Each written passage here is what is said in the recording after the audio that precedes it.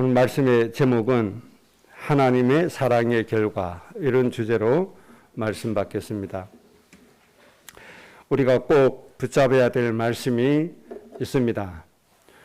제목적으로 말하면 세 가지 꼭 붙잡아야 된다고 말씀했죠.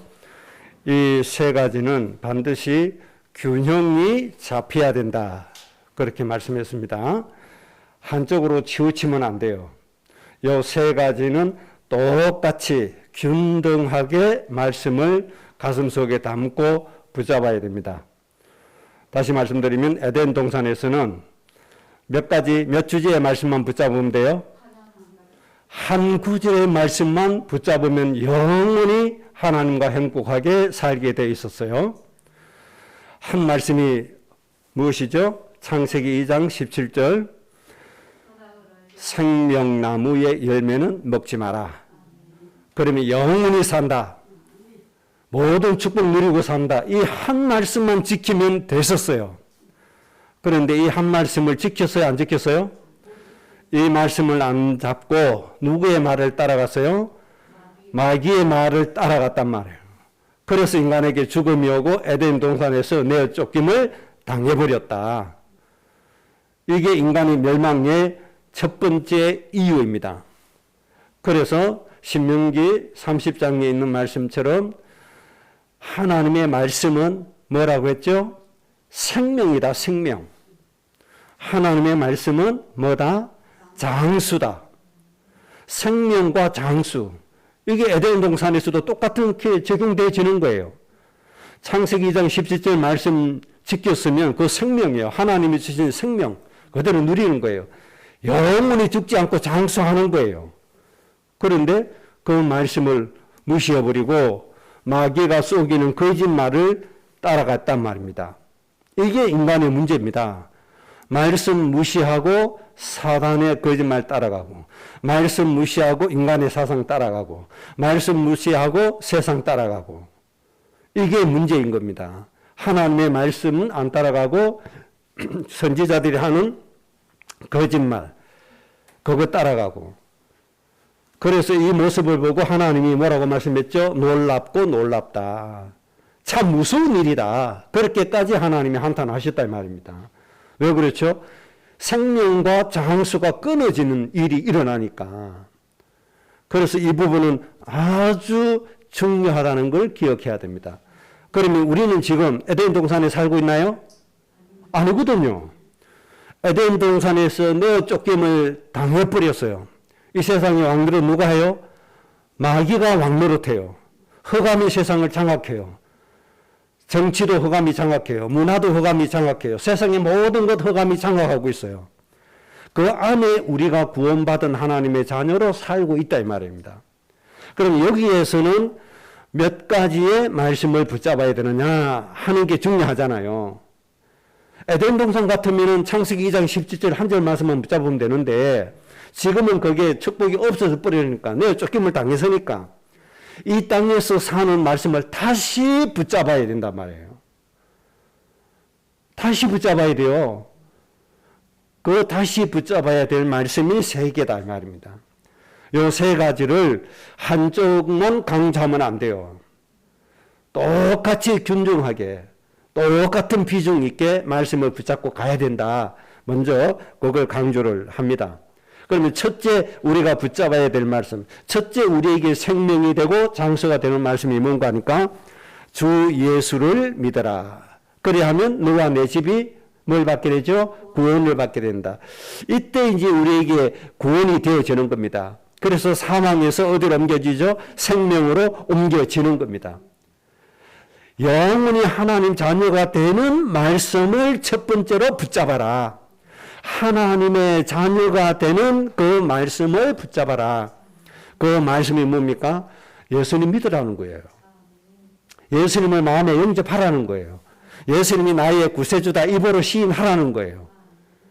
그러면 하나님의 자녀가 되어 하나님의 자녀가 되면 우리의 배경이 누가 되죠? 하나님이 되시는 거예요. 우리 누가 책임지시죠? 하나님이 책임져 주세요. 그래서 결론적으로 우리는 하나님의 뭐다? 상속자다. 상속자. 이보다 큰 축복이 어디 있습니까? 이게 첫 번째 붙잡아야 될 걸. 예수를 믿어라. 누구든지 예수를 믿어라.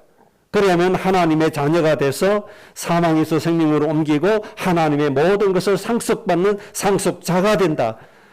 하나님의 자녀에 관한 축복을 설명할 때 보다 완벽한 게 없잖아요. 상속자. 이게 다잖아요. 몇날 며칠 풀어서 설명할 필요도 없어요. 상속자. 이 단어 한 속에 다 들어가 있어요. 설명이 뭐가 필요 있습니까? 필요 없잖아요. 하나님 자녀, 그리고 하나님의 상속자. 그럼 끝나는 거잖아요. 이 축복을 누리는 말씀을 붙잡아라. 그게 뭐죠? 주 예수를 믿어라. 그래야면 너와 내 집이 구원을 받는다. 마음으로 믿어 의에 이른다. 입으로 시인해서 구원에 이렇게 돼 있죠. 첫 번째 이 말씀을 꼭 붙잡아야 돼요. 주 예수를 믿으라는 말씀이 우리의 뭐가 된다? 생명이 되고 장수가 된다. 이 말씀을 꼭 붙잡고 승리해야 됩니다.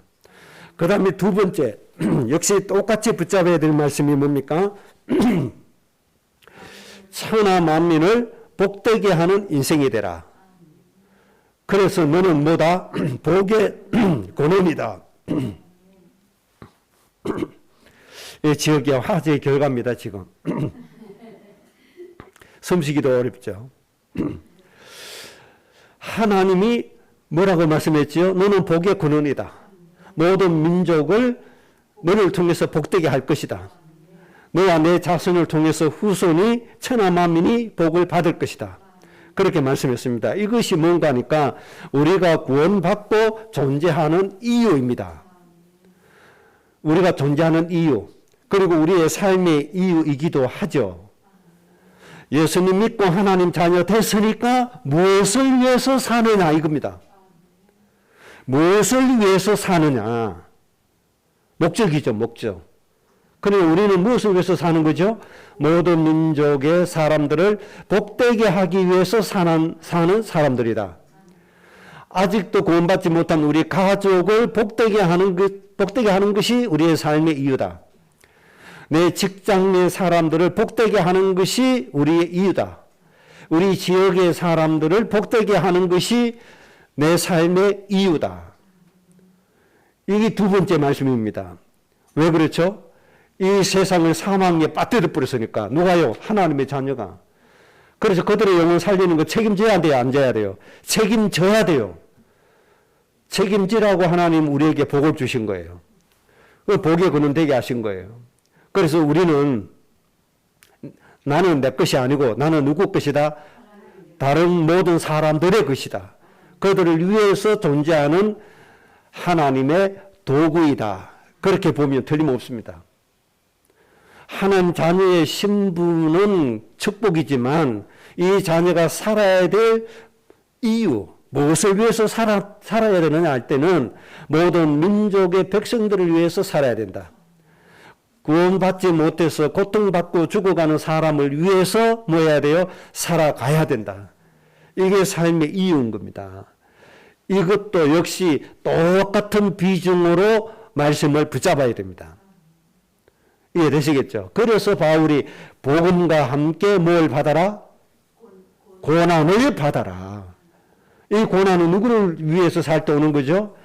사람을 위해서 살 때 고난이 온다는 거예요. 마다하지 말고 그렇게 살아라. 그런데 우리의 습성은 뭡니까? 육신이 우리 속에 악이 있어가지고 요 악이 뭐라고 하죠? 야, 왜 고난받아? 그 자녀의 축복 좋잖아. 그것만 누려. 그것만 따라가. 그 복음만 좋아. 복음만 쫓아가. 이렇게 유혹질합니다.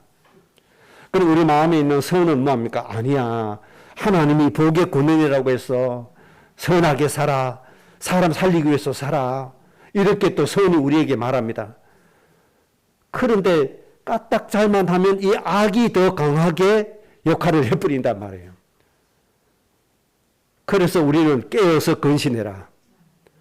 그래서 무엇을 붙잡아라? 복의 근원으로서 모든 민족을 살려야 될 사명을 붙잡고 살아야 된다. 이게 우리가 존재하는 이유다. 무엇을 위해서 사느냐 이겁니다. 그런데 안타깝게도 무엇을 위해서 사는가 하니까 복을 위해서 삽니다. 내가 받아야 될 복 위해서 삽니다. 이미 자녀면 끝났는데 자녀 돼가지고 아버지한테 또 돈 내놔라, 건강 내놔라. 내 좋아하는 별미 내놔라. 이러고 외치고 있는 겁니다. 그러면 안 된다 이 말이에요. 하나님의 자녀 된 것도 똑같이, 하나님 우리에게 주신 사명도 똑같이 복의 근원으로서 사람 살리는 거. 여기 중요합니다. 그래 이것을 한쪽 기울어지게 하면 안 된다. 똑같은 비전으로 말씀 붙잡아야 된다. 그래야 생명이 되고 뭐가 된다? 장수가 된다. 그 다음에 세 번째, 하나님이 주신 말씀은 세 번째 주제는 뭔가니까 내가 거룩하니 너희도 거룩하라. 이 말씀이거든요. 이 말씀의 주제는 뭡니까? 핵심은 뭡니까? 어떻게 살아가느냐 이 말씀이잖아요. 어떻게 살아가야 되느냐. 두 번째 주제는 무엇을 위해서 사느냐이고, 하나님이 거룩하니까 너희도 거룩하라 이 말은 어떻게 살아가야 되느냐. 삶의 방법인 겁니다. 그래서 우리의 삶의 방법은 어떻게 되셔야 돼요? 거룩한 삶을 살아가야 된단 말이에요. 그래서 너희는 이 세대를 본받으라? 본받지 마라. 이 세대를 본받으면 안 된다 이 말이에요. 누굴 본받아야 돼요? 주님을 본받고 가야 되죠. 그럼 우리에게는 뭐가 필요해요? 거룩하게 사는 삶도 필요하다. 거룩하게 살아라고 하신 말씀도 똑같이 붙잡아야 된다 이 말이에요. 그래 이 세 가지 주제입니다. 에덴 동산에서 내쫓긴 당한 인간은 이 세 가지 주제의 말씀을 딱 붙잡고 가야 되는데 한쪽으로 치우치면 안 된다.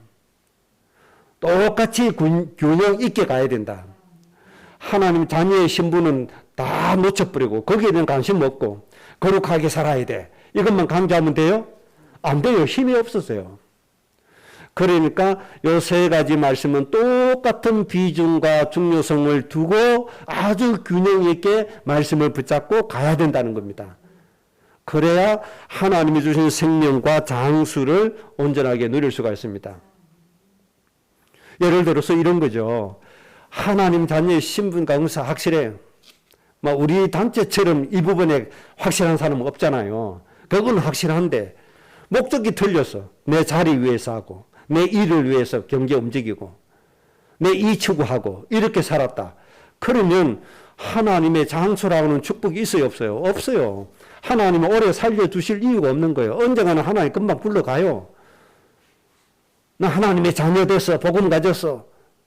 내 예수 그리스도 깨달아. 이것만 강조해가지고 그 안에 있는 축복의 열매만 똑똑 따먹고 다른 사람 죽어가는 생명 위해서 헌신도 하지 않고 그들을 위해서 기도도 하지 않고 이렇게 살았다. 그거는 찌부러진 인생이란 말이에요. 기울어진 인생이란 말이에요. 그 인생은. 그래도 조금 수준이 있어서 그래도 나는 모든 민족 위해서 살 거야. 그래 죽어가는 영혼 위해서 기도도 하고 헌신도 하고 해요. 헌금도 하고 해요. 그들 위해서 눈물로 기도도 해요. 그런데 뒤돌아서면 예배당 밖에 가면 세상 가면은 이거는 소위 말하는 대로 강아지판이라 사는 게.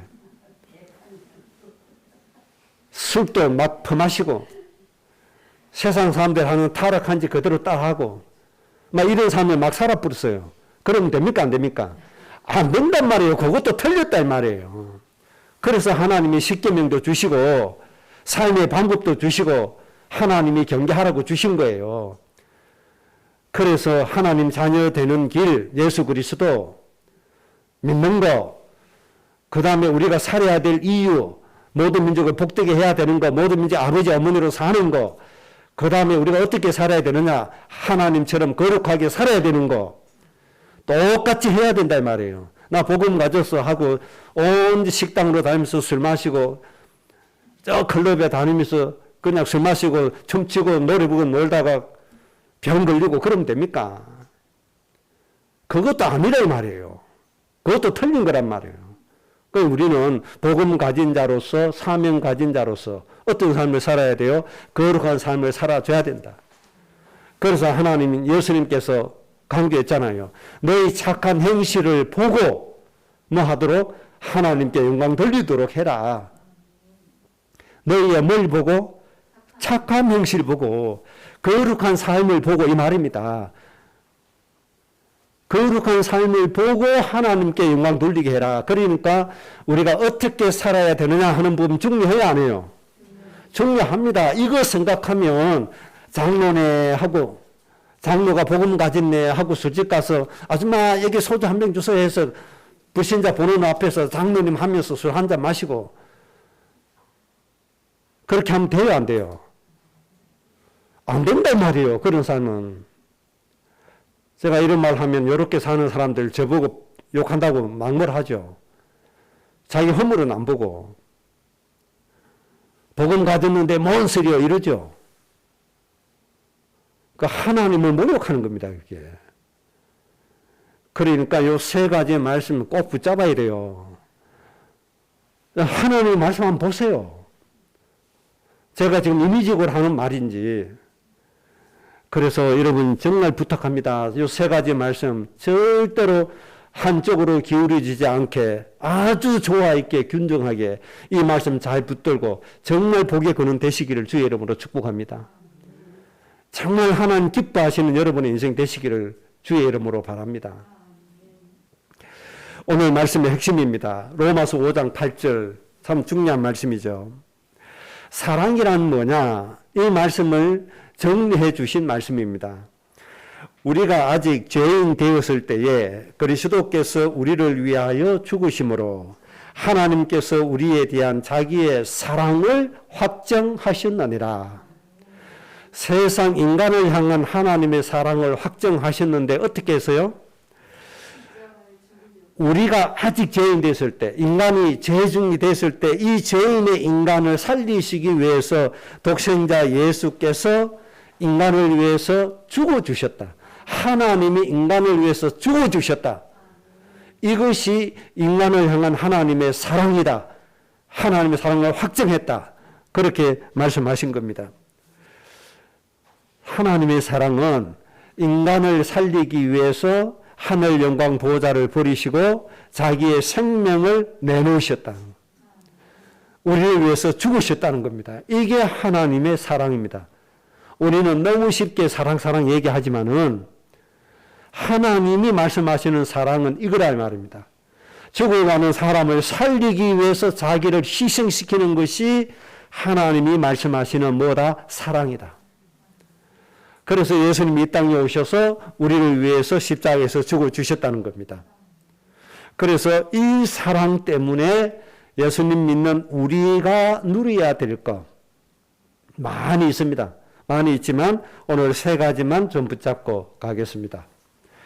우리를 향한 하나님의 사랑 때문에 우리가 누려야 될 것, 기본적으로 누리게 되는 것, 요거 다시 한번 말씀 묵상하고 위로 얻고 또 힘을 얻으시기 바랍니다.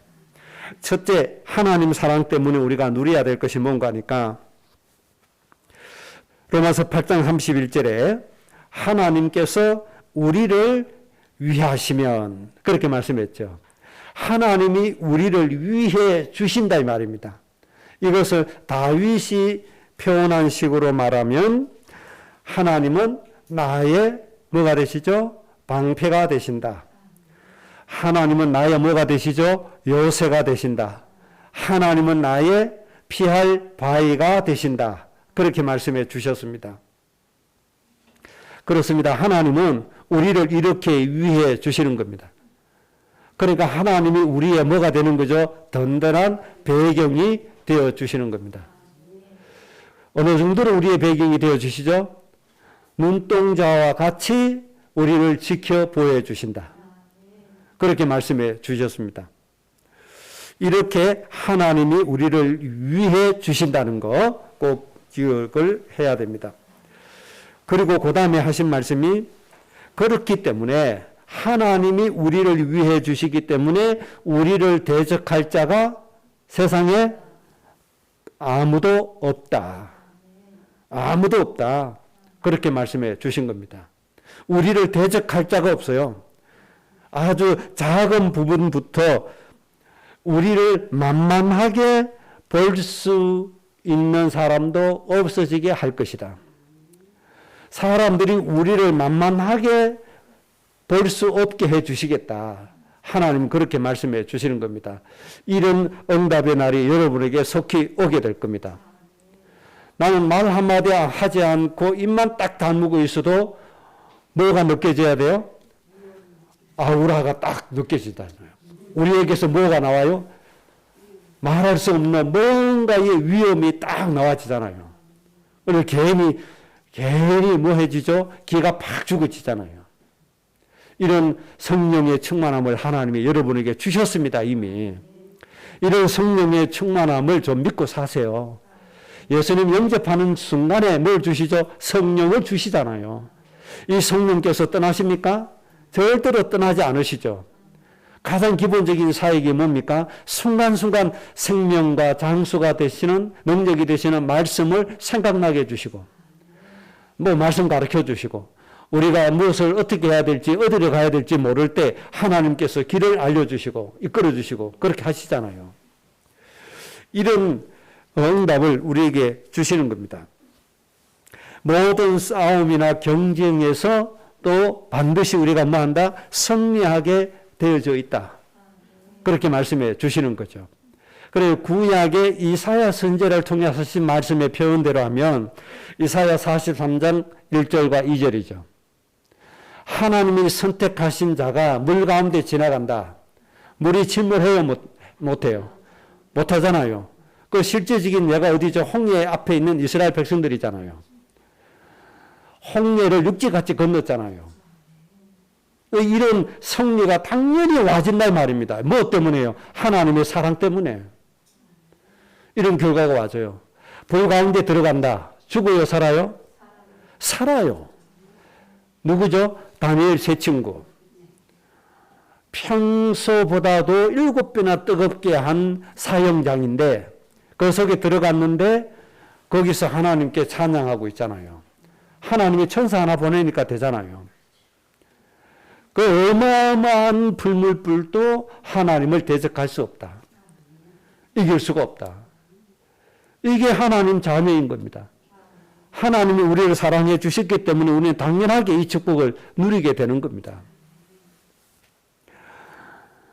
어마어마한 산불이 났죠. 화재가 났죠. 그 가운데 하나님 백성은 살아요. 괜찮아요. 집이 탔는데요. 뭐 타면 어때요? 새로 짓고 살면 되지. 돈 없는데요? 뭐 이제 재난선포하면 국가 보전 좀 받고, 뭐 대출 좀 받고, 뭐 그렇게 살면 돼요. 그러면 빚은 어떻게 가요? 내가 갚을 때까지 갚으면 돼요. 그리고 천국 가면 돼요. 그럼 하나님이 나라를 통해 다 정리해요. 걱정할 거 없어요.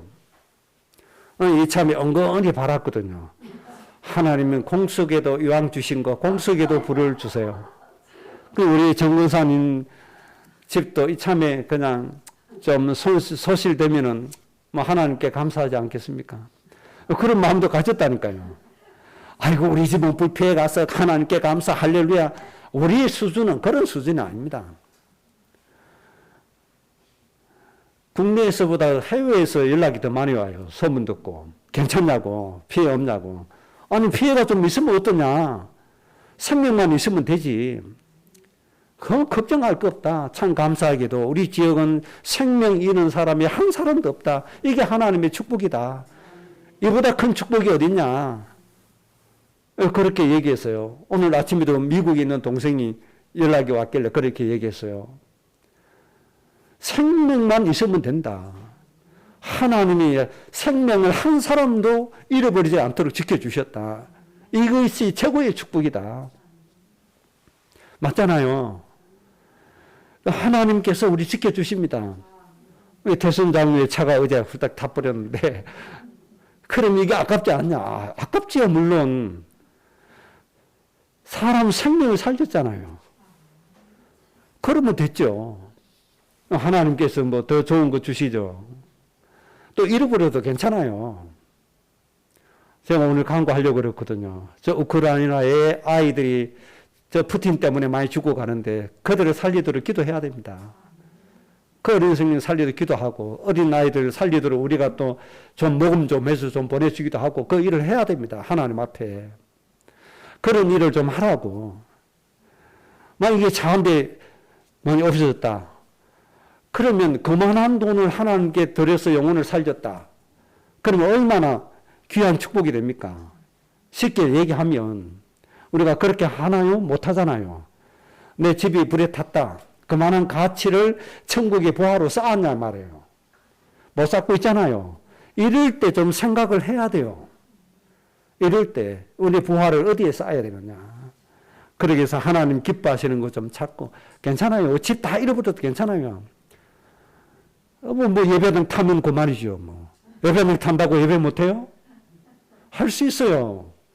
중요한 건 하나님을 향한 믿음. 영혼을 사랑할 수 있는 거. 어디를 가든지 하나님께 예배할 수 있는 거. 하나님 기뻐하는 삶을 살 수 있는 거. 이거잖아요. 진짜 불티가 여기까지 나왔거든요. 제가 기념으로 위에 하나 갖다 놨어요. 그럼 이거 왔는데 이거 왜 이런 하고 왔는데 뭐가 펑 하고 날아오더니 소나무 껍질 이게 펑 하고 제 앞에 떨어졌어요. 그래 기념으로 나눴다니까요. 아 그래 예배당 타려면 타라 까짓 거. 그래서 예배 못합니까? 아니잖아요. 우리는 그게 중요한 게 아니란 말이에요. 하나님과 나와의 관계. 그 고난 속에서도 하나님께 예배할 수 있는 믿음. 어려움 속에서도 하나님 기뻐하시는 그 삶 찾을 수 있는 거. 이게 얼마나 감사한 일입니까? 그래서 걱정할 거 없어요. 그래서 가방 들고 갔다니까요. 정문사 집 가서 예배하려고. 오후 3시에 와달라고 했거든요. 오후 3시에 가려고 했어요. 그런데 길이 막혀서 차 앞이 안 보이니까 운전해서 갈 수가 없어요. 그래서 못 갔어요. 그러니까 하나님은 우리를 지켜주신다니까요.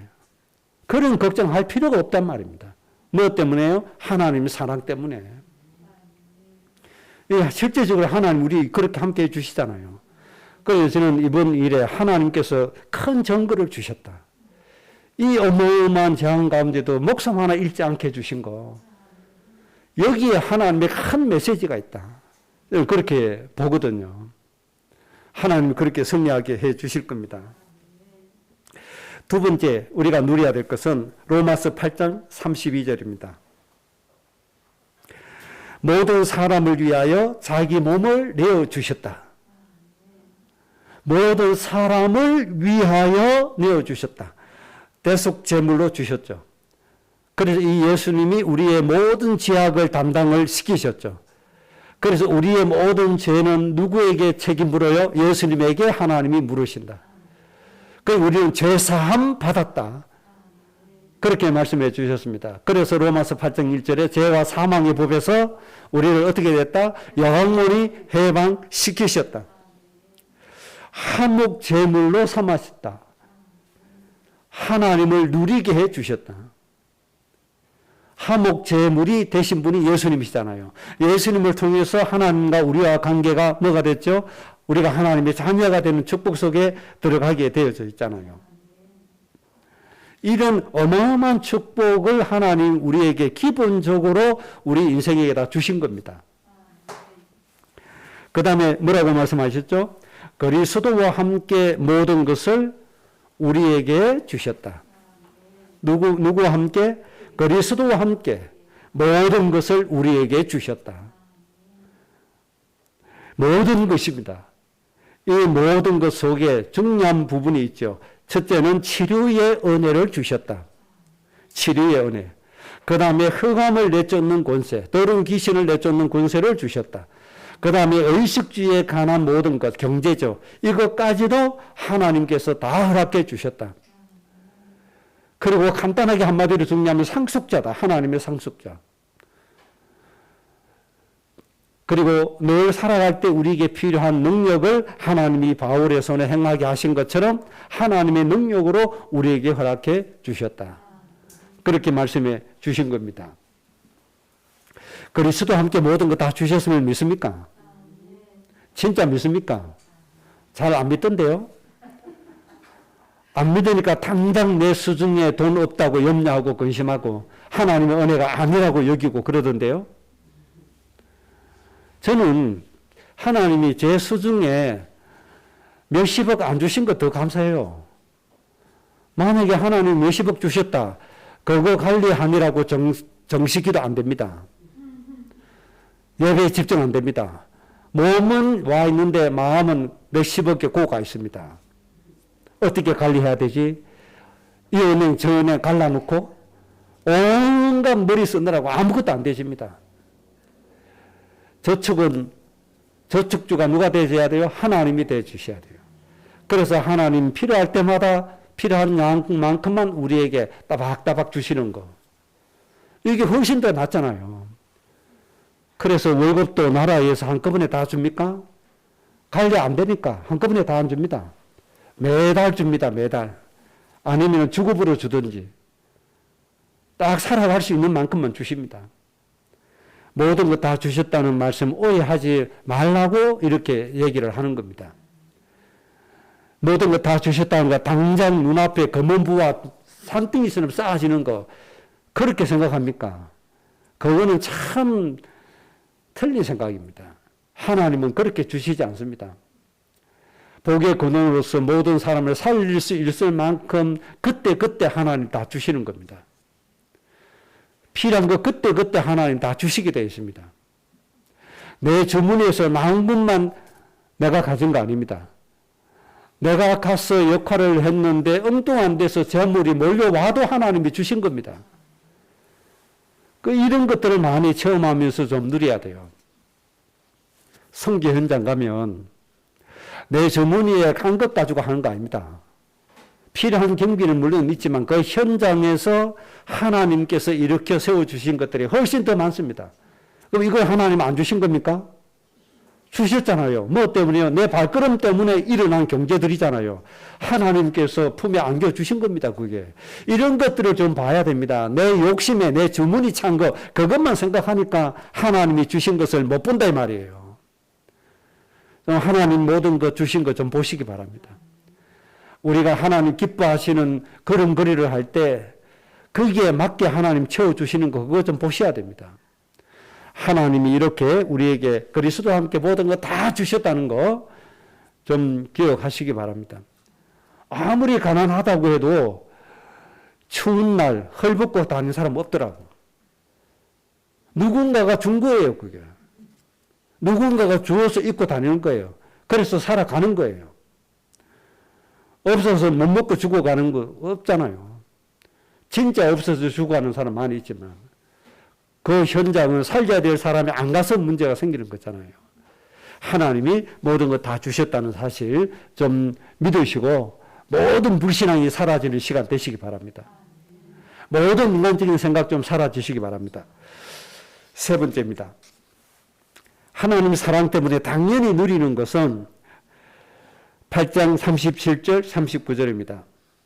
모든 일에 사랑하시는 이로 말미암아 어떻게 이기죠?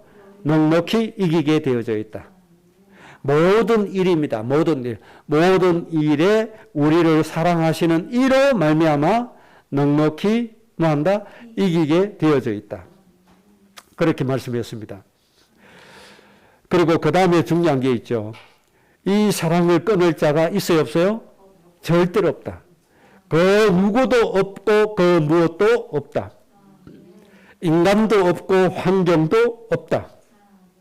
그래서 우리의 인생은 보장되어져 있는 것이 우리의 인생이고 우리의 미래 또한 보장되어져 있다.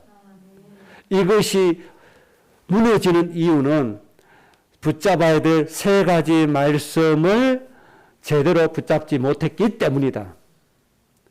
세 가지 반드시 규모 있게 붙잡아져야만 하나님이 우리에게 주신 이 사랑으로 넉넉히 이기게 하신 응답이 내 것이 되어진다는 사실입니다.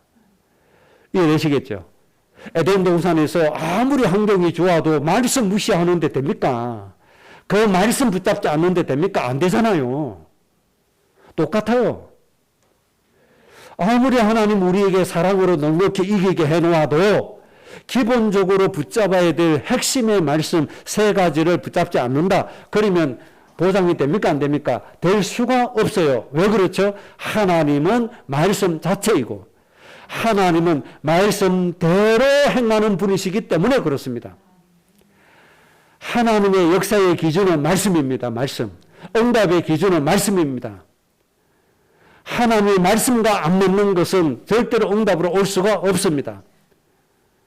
그래서 여러분들이 말씀을 꾸준하게 묵상하고 읽어야 될 이유가 바로 그겁니다. 그래야 말씀이 바로 깨달아지기 때문에, 그리고 그 말씀의 순종을 바르게 하기 때문에 그렇습니다. 그래야 하나님이 주신 이 응답들이 실제적으로 내 것이 되어진단 말입니다. 창세기 6장에 하나님의 백성을 하나님이 왜 망하게 하셔야 돼요? 그 말씀대로 안 하니까 망하게 하시는 거예요. 이스라엘을 왜 바벨론 70년 포로로 잡혀가게 만들어요? 말씀 무시하니까 그렇게 되는 거예요. 구원이 없어요? 구원이 있어요. 축복이 없어요? 축복이 있어요. 뭐가 없어요? 모든 민족을 향한 사명이 없어요. 뭐가 없어요? 거룩하라는 삶이 없어요. 그래서 하나님이 져서 포로로 잡혀가게 하고 고통받게 하는 거예요. 이해되시겠습니까? 그러니까 이 말씀이 얼마나 중요한지 몰라요. 사명으로 모든 민족의 복을 주기 위해서 살아라. 얼마나 중요한지 몰라요. 내가 거룩하니 너희도 거룩하라. 얼마나 중요한지 몰라요. 이것은 무시해버리고 나 복음 가졌다 해서 그냥 막 살아가 버린 거 그거 안 된다 이 말이에요. 그러면 사랑으로 넉넉히 이기게 하신 거 못 이겨요. 못 이긴다니까요. 내가 거룩하려고 하는 마음이 없는데 유혹을 어떻게 이깁니까? 못 이겨요. 목사라도 못 이겨요. 하나님 이긴다 했잖아요. 모든 건 넉넉히 이긴다고 했잖아요. 그런데 그 유혹 못 이겨서 십계명 어겨서 고통받고 왜 그렇습니까?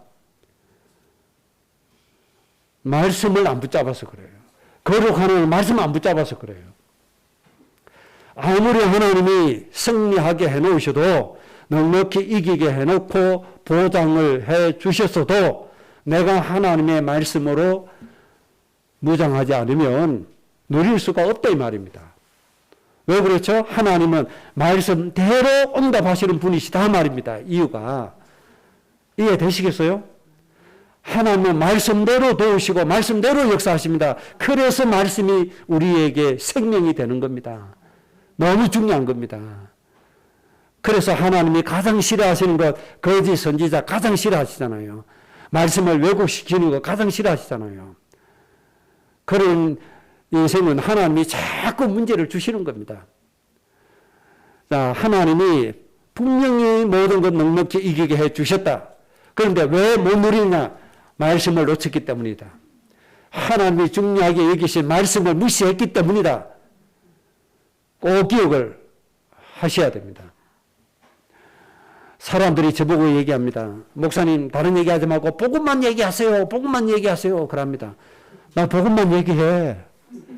모든 민족을 살리는 복의 권위입니다. 이것도 복음이야. 거룩하게 살아라. 이것도 복음이야. 복음입니다. 그건 이제 복음의 개념조차도 지금 제대로 안 돼 있잖아요. 여러분 말씀 중요합니다. 하나님이 다 보장해 놓고 넉넉히 이기게 해 놓아도 내가 하나님의 말씀대로 안 하면 실제적으로 누리면 안 된다는 겁니다. 꼭 기억하셔야 됩니다. 하나님, 이거 진단입니다. 진단. 아니 하나님 넉넉히 이긴다고 했는데 나는 못 이기는데요? 그럼 한 말씀이 틀렸네? 그게 아니고 가장 기본적으로 붙잡아야 될 말씀을 내가 안 붙잡고 있다는 거예요. 그래서 지는 거예요. 그래서 여자가 유혹하는 거 지는 거예요. 그래서 목사도 여자가 와서 유혹하니까 홀딱 넘어지는 거예요. 가정 깨지게 만드는 거예요. 아니 하나님이 이기게 했다면서요. 그럼 목사에게 이 말씀이 적용이 안 됩니까? 그럼 목사 하나님 안 믿습니까? 예수님 안 믿습니까? 믿어요. 그런데 왜 그 유혹 못 이겨서 그렇게 넘어져야 돼요? 참 안타까운 거잖아요. 뭔 말씀 놓쳤어요? 거룩하라 이 말씀 놓쳐서 그래요. 이 말씀이 있어야 하나님 우리에게 거룩할 수 있는 힘을 주실 거 아닙니까? 말씀대로 행하신 하나님. 그 하나님이 그 힘을 주실 거 아닙니까? 이런 거를 말씀은 내 부담되니까 다 접어놓고 예수님 안에 있는 축복 저와 그것만 붙잡고 갔다. 그럼 우리의 삶에 뒷받침해 주신 말씀이 없는데 하나님은 어떻게 역사해 주십니까? 세상의 유혹을 이기고 범죄를 이기고 죄악을 이기고 세상을 이길 수 있는 힘은 어디 있습니까?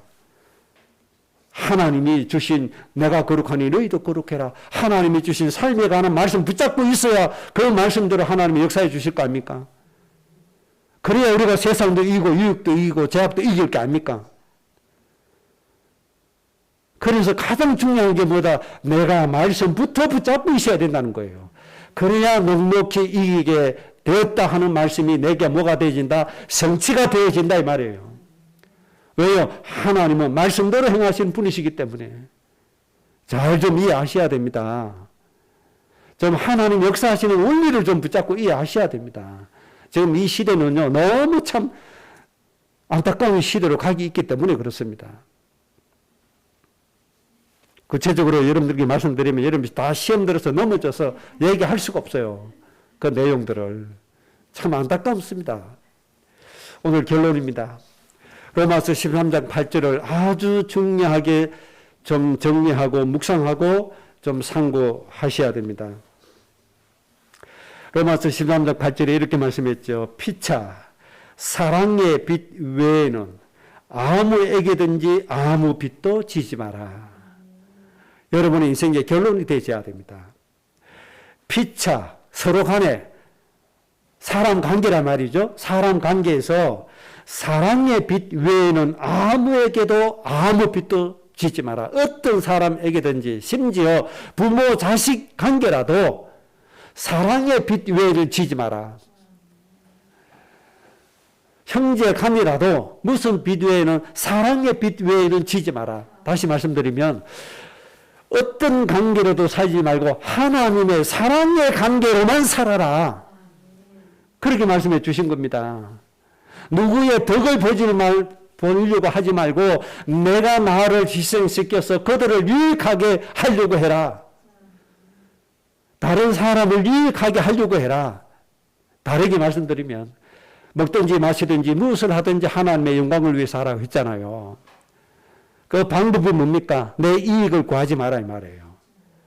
다른 사람의 이익을 먼저 구해라. 그래서 그들로 하여금 뭐 받게 해라? 구원을 받게 해라. 이겁니다. 이게 바로 사랑입니다. 사랑. 하나님의 사랑입니다. 이 관계로만 살아라. 다시 말씀드립니다. 내가 이웃의 순이 엄마하고 나하고 친한데 내가 이 엄마하고 왜 친하지? 이 엄마 들고 보려고 친하게 지내지 말아 이 말이에요. 내가 이 사람을 살리려고 그들과 지내라 이 말입니다. 이해되시겠습니까? 피차 사랑의 빛 위에 지지 말라는 말씀이 이 말씀입니다.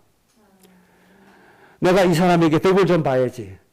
그런 동기 가지고 사람을 만나지 말고 내가 이 사람을 살리기 위해서 사람을 만나라. 이게 피차 사랑의 빛 외에는 아무에게라도 사랑의 빛 외에는 지지 마라. 이런 하나님의 사랑으로 살아라. 심지어 결혼이라고 하는 가정을 이루는 제도도 마찬가지입니다. 아이고 내가 이 남자 돈도 많고 잘생기고 내가 얻을 게 많으니까 이 남자가 결혼해야지. 이런 마음 가지고 하지 말고 이 남자와 결혼해서 후대를 세워 세계를 살려야 되겠다. 이런 하나님이 기뻐하시는 마음. 비록 우리가 힘들더라도 사람을 살릴 수 있는 내가 희생해서 저들을 도우고 내가 희생해서 저들을 살릴 수 있는 이런 중심을 가지고 살아라. 그 말씀입니다. 이해되시겠습니까? 이런 인간관계가 형성되어 주시기 바랍니다. 이런 마음 중심 가지고 세상에서 살아주시기 바랍니다. 그래야 하나님의 말씀이 내게 성취가 되어지는 겁니다. 그리고 이어서 말씀하시기를 남을 사랑하는 자는 사랑으로 남을 대하는 자, 하나님의 사랑으로 남을 대하는 자는 율법을 다 이루었느니라. 누가 율법을 이루는 사람이에요? 사랑으로 사람을 대하는 사람. 율법은 하나님의 일이잖아요. 하나님의 뜻이잖아요. 남을 사랑하는 자가 하나님의 일을 이루고 하나님의 뜻을 이루고 하나님의 나라를 이룰 수 있다. 그렇게 말씀해 주신 겁니다. 세상의 통치자, 권세자 이기는 방법이 뭡니까? 골로새서 2장 15절. 십자가로 그들을 무력화시켰다. 십자가는 하나님의 사랑이잖아요. 하나님의 인간을 위해서 자신을 희생하시는 하나님의 사랑이잖아요. 이것이 세상의 통치자, 권세자를 뭐한다? 무력화시키고 부끄럽게 만든다. 그래서 하나님 나라가 세상을 다스릴 수 있다. 그렇게 말씀해 주신 겁니다. 우리 후대들이 세상에 저 푸틴도 이기고 저 일본의 기시다도 이기고 저 중국의 시진핑도 이기고 그들을 굴복시키는 방법이 뭡니까? 예수님의 정신입니다. 예수님의 십자가의 정신이 있어야 그들을 이깁니다. 중국, 일본 조금 어떻게 하든지 한국 침략해서 죽이려고 길을 쓰고 있잖아요. 이런 국제 무대에서 나라를 지키고 백성을 지키고 세계를 살려야 되는데 우리 후대들이 이들을 이길 수 있는 힘이 어디서 나와요? 십자가의 도에서 나오고 십자가의 사랑에서 나와진다는 겁니다. 어릴 때부터 이 마음을 키워나가야 돼요. 이 마음으로 세계를 보고 이 마음으로 민족을 봐야 돼요. 나는 우리나라 정치인들 인정 안 합니다. 그 누구도 인정 안 합니다. 왜? 이 마음이 없거든요. 남을 사랑하는 마음이 없거든요. 오로지 나거든요. 나, 우리 편이거든요. 나라를 위한다면 공기업에다가 전문인도 아닌데 내 편 들었다고 무조건 임명하고 세우고 나라를 어렵게 만드는 이런 그런 짓은 할 수가 없어요. 그런 일 하면 안 되죠. 진짜 나라를 위한다면 거기에 전문인을 합당하게 세워서 나라를 돕고 그렇게 하게 해야지. 내 편이라고 그냥 관계없는 사람을 임명해가지고 나라를 어렵게 만들고 이런 짓은 아니죠. 그런 지도자가 안 되죠. 우리 후대들이 그런 지도자로 살아가면 안 되죠.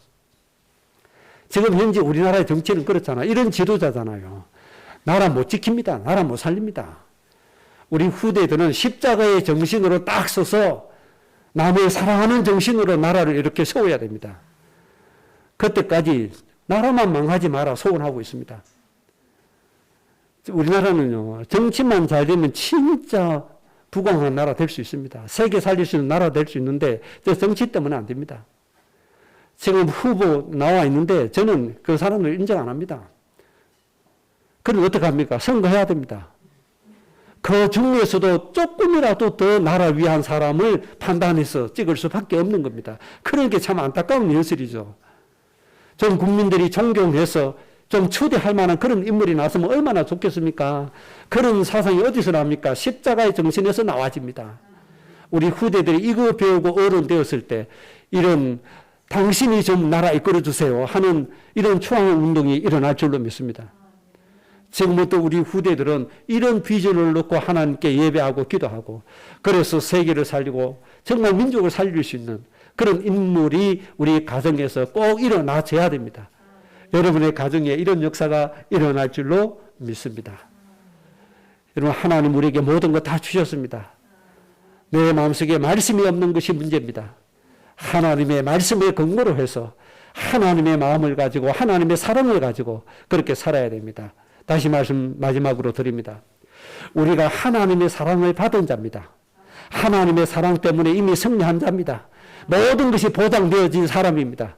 그리고 우리는 뭐 해야 돼요? 세상을 사랑하는 사람이 되어야 됩니다. 이제는. 죽어가는 저 현장을 향해서 예수님의 마음으로 그들을 사랑하는 그 자세로 우리가 살아줘야 됩니다. 사랑받았으니 이제는 어떤 사람 되어야 돼요? 사랑하는 사람이 되어져야 된다는 겁니다. 그런 여러분의 가정이 되시고 그런 여러분의 영적인 분위기 속에서 우리 후대들이 자라나서 정말 나라를 바로 세우고 바로 이끌고 백성을 살리고 세계를 살리는 여러분의 가정 가문 되시기를 주의 이름으로 축복합니다. 합심으로 기도하십시다.